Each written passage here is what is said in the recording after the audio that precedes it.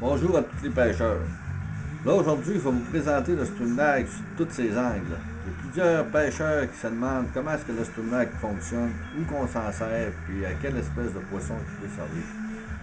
Là, ici, on a le Strumnag. Le premier Strumnag qu'on a sorti, avec la palette à l'avant, relié avec un monofilament. Puis le Strumnag, lui, il est fait pour pêcher à la traîne à 150 pieds en arrière de l'embarcation.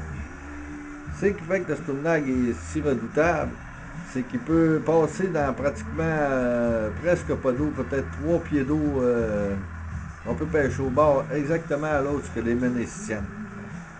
Le, pour attacher le Strumnag, les méthodes sont simples. On peut le mettre directement sur un suiveur. On l'installe directement sur un suiveur, comme on voit ici.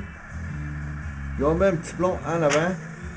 Numéro 7, un petit plomb pincé, puis le tour à jouer, c'est qu'on atteint 150 pieds en arrière de l'embarcation. En pêchant aux abords des plans d'eau. Parce que la truite, elle se tient au bord, elle va se nourrir au bord. La plupart des poissons se nourrissent au bord car la nourriture est au bord de l'eau. Je vais vous montrer différents types de Strumnag. Ici, on a le Strumnag à brochet.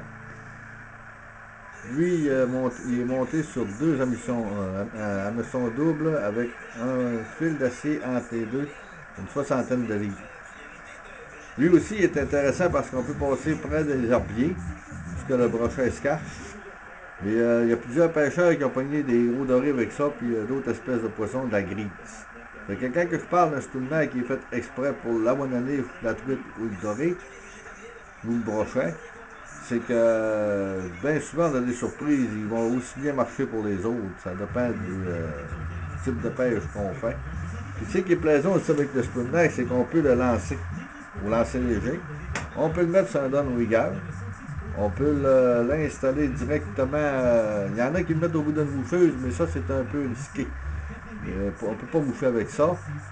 Ou ils le mettent au bout d'une moucheuse, puis ils traînent avec. Là, on a un nouveau. Ça fait pas longtemps qu'il est sur le marché. Il est avec marcheur de fond. Lui, ce qui est plaisant, c'est qu'on n'a pas besoin de. Quelqu'un qui ne connaît pas tellement ça, le marcheur de fond, il ne sait pas comment ça fonctionne. Il a de la misère avec les nœuds. Fait que, il met ça directement au bout de son swivel. Il descend ça au fond tranquillement, puis on pêche le doré assez tranquillement. Ensuite, on a des slops. Ça, c'est des nouveaux Strumnag qui sont simples. Eux autres, ils font très très très bien pour la monaniche. Lui, il va imiter comme un genre de petit éperlant, petit menet bleu. Là, on a un autre slop que lui, il va imiter comme la perche chaude. Mais ces deux-là, ils font pour la monaniche, la truite, puis pas mal toutes les espèces. Comme le bleu aussi, c'est le passe-partout. Lui, le Strumnag bleu, là, c'est notre passe-partout. Lui, avec lui, là, on n'a aucun problème. C'est qu'on peut le prendre pour tous les types de pêche. Aussi, le Strumnag, s'il y en a qui ne veulent pas le mettre sur un émerillon, ils ont seulement qu'à l'installer avec le nœud.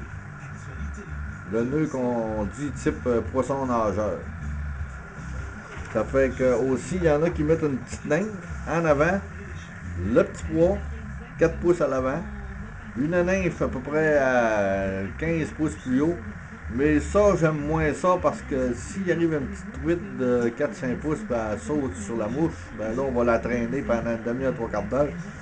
Fait que les gros prédateurs sont moins intéressés à venir chercher votre Strumnag. Fait que si vous avez d'autres questions, vous pouvez me contacter en allant sur mon site. Toutes mes coordonnées sont là sur www.streamlag.com. Bonne pêche!